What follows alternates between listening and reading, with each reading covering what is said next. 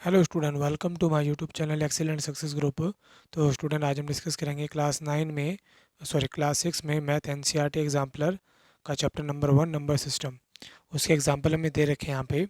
The sum of first 3 common multiple of 3, 4 and 9, यानी कि 3, 4 और 9 के कॉमन मल्टीपल निकालने हैं 3, और उनका हमें सम बताना है कि कितना होगा। 4 ऑप्शन हमें यहाँ पे दे रखे हैं। तो देखो, सबसे पहले निकालेंगे 3 के मल्टीपल। तो यहाँ लिखा मैंने मल्टीपल ऑफ 3, जो 3 की टेबल में आते हैं। 3, 3 दूनी 6, 3 3 9, 3 चौके 12, 3 5 15, 3 6 18, 3 7 21, 3 8 24, 3 9 27, 3 ढाई 30। कंटिन्यूली चलते रहेंगे। मैंने काफ़ी ज़्यादा नंबर लिख दिए, कोई ना कोई तो मैच हो ही जाएगा। फिर लिखा मैंने मल्टीपल ऑफ 4, 4 का मल्टीपल टेबल।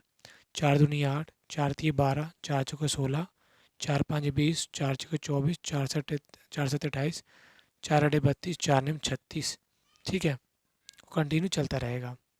इसी तरीके से मल्टीपल ऑफ 9, 9 9 2 ज़ा 18,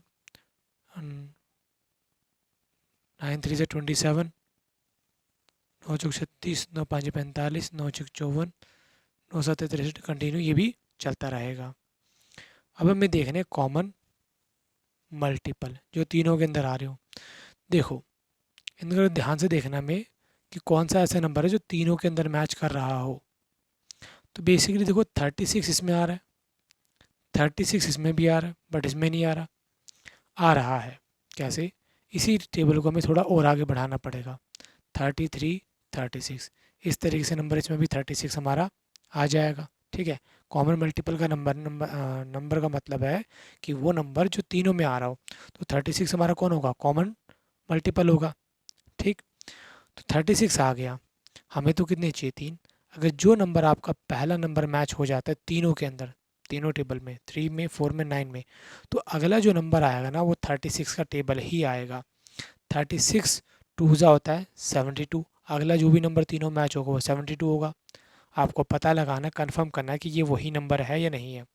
तो 72 के अंदर, तो आप 72 में 3 का डिवाइड दोगे तो पूरा पूरा डिवाइड चला जाएगा। 4 का भी चला जाएगा, 9 का भी चला जाएगा। ठीक है, इससे कंफर्म हो जाएगा कि ये इन तीनों की टेबल में आएगा।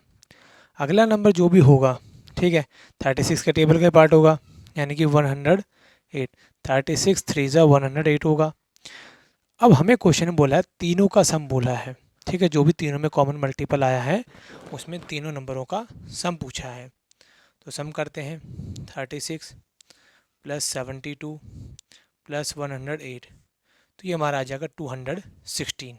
ठीक है, इन तीनों का सम होगा नंबरों का। तो ऑप्शन हो जाएगा D. Question number, example number 8 दे रखा है। ये हमें क्या है? फिलअप्स है, fill in the blank, make the statement true. Fill ups भरने हैं ताकि स्टेटमेंट क्या बन जाए? मेरी ट्रू बन जाए। बोला in Indian system of numeration the number of 61711682 is the return using comma as. इसी नंबर को हमें कॉमा लगाते हुए रिप्रेजेंट करना है। तो देखो, जो इंडियन सिस्टम होता है 61711682, इंडियन सिस्टम के अकॉर्डिंगली जो कॉमा लगती है वो पीछे से लगती है। पीछे से 3 नंबर, फिर 2 नंबर और फिर 2, इस तरीके से काउंटिंग होती हुई चली जाती है। इसे पढ़ते once, tense, 100, 1000, 10,000, lakh, 10 lakh, crore.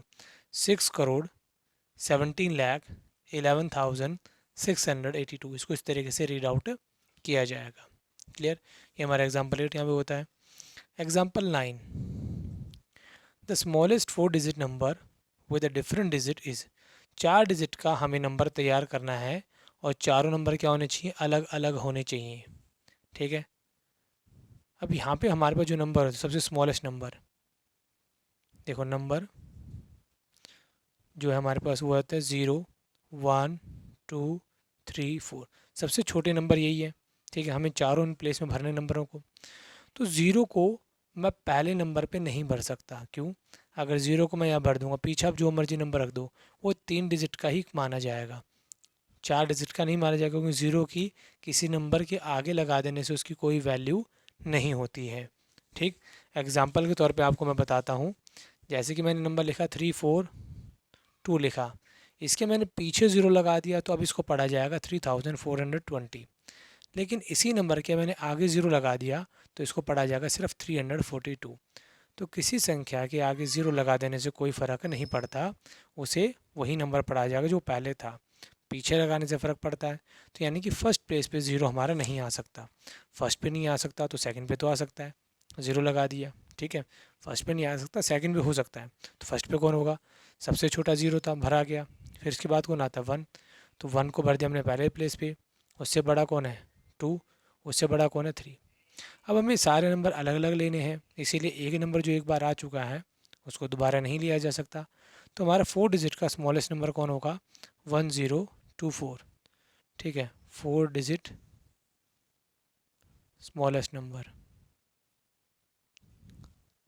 Answer हो जाएगा 1023। अगला क्वेश्चन हमारा बोला the number having more than 2 factor are called number. ऐसा नंबर जिसके हमारे 2 से ज़्यादा फैक्टर होते हैं उसे क्या कहते हैं? ठीक, देखो, जिसके 2 ही फैक्टर होते हैं उसे बोलते हैं प्राइम नंबर। प्राइम नंबर, ठीक है। हाँ, prime number have only 2 factor. Prime number have only 2 factor. वो नंबर जिनके सिर्फ 2 ही फैक्टर होते हैं बोलते हैं प्राइम नंबर। जैसे कि एग्जांपल के तौर पे हो गए 7। अब 7 में या तो 1 का डिवाइड जाएगा या 7 का जाएगा, तो इसके फैक्टर सिर्फ 2 ही होंगे। लेकिन वो नंबर जिनके 2 से ज़्यादा फैक्टर होते हैं उन्हें बोलते हैं composite number. Composite number, composite number have a more than 2 factor. ऐसे नंबर जिसके 2 से ज़्यादा फैक्टर होते हैं, जैसे कि 6 हो गया, 6 में 1 का भी डिवाइड चला जाएगा, 2 का भी चला जाएगा, 3 का भी चला जाएगा, 6 का भी चला जाएगा। तो नंबर को क्या कहेंगे? Composite number. यहाँ पर आ जाएगा मेरा कंपोजिट। क्लियर? ये हमारा एग्जाम्पल नंबर 10 यहाँ पे कंप्लीट होता है। इसके बाद हमें आगे बोला है कि example 11 to 13 state whether the given statement are true और फॉल्स। 11 से लेकर 13 तक जो है वो हमें सिर्फ उनको ट्रू या फॉल्स करके बताना है। तो एग्जाम्पल 11 में बोला है the number 58963 round off to be the nearest 100। मतलब इस नंबर को नियरेस्ट 100 में राउंड ऑफ किया जाए तो 58,900 आंसर आएगा। चलो जी चेक करते हैं। देखो, 58963 नियरेस्ट करना 100 में, तो 1 10 100। हमें सिर्फ ये 3 डिजिट लेनी है। कितनी लेनी है? 3 डिजिट। बाकी की जो 2 डिजिट हमारे 580 ये हमारा सेम टू सेम रहेगा। इनको राउंड ऑफ करना है तो आपको ये देखना है कि ये 963 किन के बीच में आता है। ये नंबर हमारा 900 और 1000 के बीच में आता है, ठीक। फिर आपको ये देखना है कि 900 और 1000 के बीच में कौन आता है? 950। आपका जो नंबर है इस नंबर को कंपेयर करना 950 के साथ, ठीक है, ताकि ये पता लगाया जा सके कि ये नंबर 900 के नज़दीक है या 1000 के नज़दीक है। तो मैंने इसको इसके साथ कंपेयर किया तो पाया कि 963 मेरा कौन है? 950 से बड़ा है। अगर बड़ा है तो ये नंबर 1000 के नज़दीक होगा। आपको कंफर्म करना है, माइनस करके देख लो। तो इन दोनों का माइनस और इन दोनों का माइनस, इन दोनों के बीच का जो डिफरेंस होगा वो हमेशा कम रहेगा, क्योंकि ये नंबर 950 से बड़ा है। हम बीच वाली वैल्यू से इसको कंपेयर करने पर ये पता लगा सकते हैं कि कौन सी वैल्यू का जो डिफरेंस है वो इनके बीच में कम रहेगा। तो इनका डिफरेंस कम रहेगा तो इसका राउंड ऑफ होगा कितना हो जाएगा? 1000 हो जाएगा। बट यहाँ 3 डिजिट दे रखी है, बट यहाँ 4 डिजिट दे रखी है। 3 डिजिट के बदले में 3 डिजिट ही आएंगी, 1 2 3, बच गया 1। 1 को आगे वाले में ऐड कर देंगे, 1 + 8 कितना हो जाएगा? 9। 59,000 हो जाएगा आंसर। यानी कि जो हमें दे रखा है यहाँ पे राउंड ऑफ करके 58,900, ये हमारा गलत जवाब होगा। सही जवाब होगा 59,000। तो जो गिवन स्टेटमेंट हो जाएगी वो क्या हो जाएगी? हमारी फॉल्स। से अगला सवाल बोला है L X X V greater than है L X X I V. तो पहले में पता होना चाहिए रोमन काउंटिंग में इनको बोलते क्या हैं। देखो, हमारी रोमन काउंटिंग बेसिकली छठी क्लास तक तो हमारी 100 तक ही यूज़ होती है, इससे ज़्यादा यूज़ नहीं होती है। तो एल का मतलब होता है 50, देखो यहाँ पे बता रखा है। हमें एल डबल एक्स दे रखा है मतलब 70, और पीछे कौन लगा रखा है? वी। वी का मतलब क्या होता है? 5। तो एल एक्स एक्स एक्स का मतलब 70 और प्लस 5, ये हो गया 75 ग्रेटर देन है। LWX का मतलब कितना हुआ 70, 1 और V का मतलब क्या हो गया हमारा 4, तो ये हो गया 74। 75 इज़ ग्रेटर देन 74, ये बात बिल्कुल ठीक है, तो आंसर हो जाएगा हमारा ट्रू। क्लियर। एग्जाम्पल नंबर 13 आता है हमारा, if a number is divisible by 2 and 3 then it is also divisible by 6। कोई नंबर है जिसमें 2 का डिवाइड दें और 3 का डिवाइड दें, तो उसी नंबर में 6 का डिवाइड डेफिनेटली चला जाएगा। एग्जाम्पल के तौर पे जैसे कि 12 में 2 का डिवाइड दिया 6 आया, चला गया। उसी 12 में 3 का डिवाइड दिया 4, चला गया। तो उसी 12 में अगर 6 का डिवाइड देते हैं तो डेफिनेटली चला जाता है। चाहे इस तरह का कोई भी एग्जाम्पल लो, क्योंकि ये डिविजिबिलिटी ऑफ 6 का रूल है। जिस नंबर में 2 का और 3 का डिवाइड जाता है तो उसमें 6 का ऑटोमेटिकली जाएगा ही जाएगा। ठीक। और एग्जाम्पल भी लेके देख लेते हैं, जैसे कि 18 हो गया, 2 का डिवाइड दोगे कितना हो जाएगा 9, चला गया। उसी नंबर में 3 का दिया, चला गया। उसी नंबर में 6 का दोगे, चला जाएगा। तो क्वेश्चन ये कहता है कि इसी रूल को फॉलो करते हुए अगर किसी नंबर में 2 का डिवाइड चला जाता है, 4 का चला जाता है, तो 8 का भी चला जाएगा। चलो चेक करते हैं इस चीज़ को हम।